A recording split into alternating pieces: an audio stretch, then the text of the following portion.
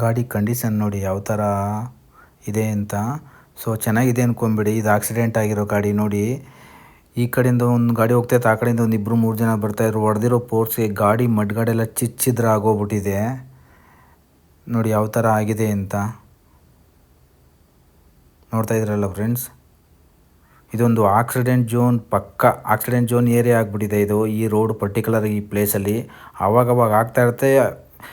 ಬೀಳ್ತಾ ಇರ್ತಾರೆ, ಎದ್ದು ಓಡ್ತಾ ಇರ್ತಾರೆ, ಬೀಳ್ತಾ ಇರ್ತಾರೆ, ಎದ್ದು ಓಡ್ತಾ ಇರ್ತಾರೆ. ಇದು ಪಕ್ಕ ಒಂದು ಆಕ್ಸಿಡೆಂಟ್ ಝೋನ್ ಆಗಿಬಿಟ್ಟಿದೆ ಇದು. ಈ ರೋಡ್ ಯಾವುದಪ್ಪ ಅಂತಂದರೆ ಒಮ್ದೇನಹಳ್ಳಿ ನಿಯರ್ ಪೋದಂಟನ ಸ್ಕೂಲು ಮತ್ತು ಟಿಜಾನ್ ರೋಡ್ ಕಾಲೇಜು.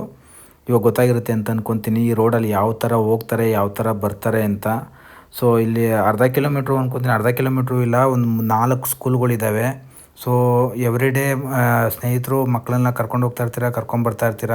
ಯಾವ ಥರ ಗಾಡಿಗಳು ಆಪೋಸಿಟಲ್ಲಿ ಬರ್ತವೆ ಅಂತ ನಿಮಗೆ ಗೊತ್ತು.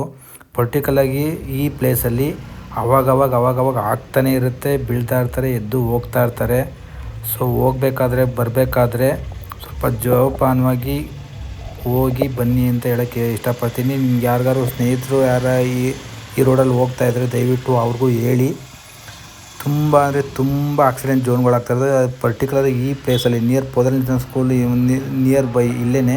ಬಟ್ ತುಂಬ ಅಂದರೆ ಆಗ್ತಾ ಇರುತ್ತೆ. ಇಲ್ಲೊಂದು ಆಕ್ಸಿಡೆಂಟ್ ಝೋನ್ ಬೋರ್ಡು ಇಲ್ಲ. ನಿಮ್ಮ ಫ್ರೆಂಡ್ಸ್ಗಳು ಯಾರಾದರೂ ಹೋಗಿ ಬರೋರು ತುಂಬ ಜನ ಇರ್ತಾರೆ ಈ ರೋಡ್ನಲ್ಲಿ. ಸೊ ಅವ್ರಿಗೂ ಈ ವಿಡಿಯೋ ಏನಾರು ನೋಡಿದ್ರೆ ಅವ್ರಿಗೂ ವಿಷಯ ತಿಳಿಸಿ. Thank you friends.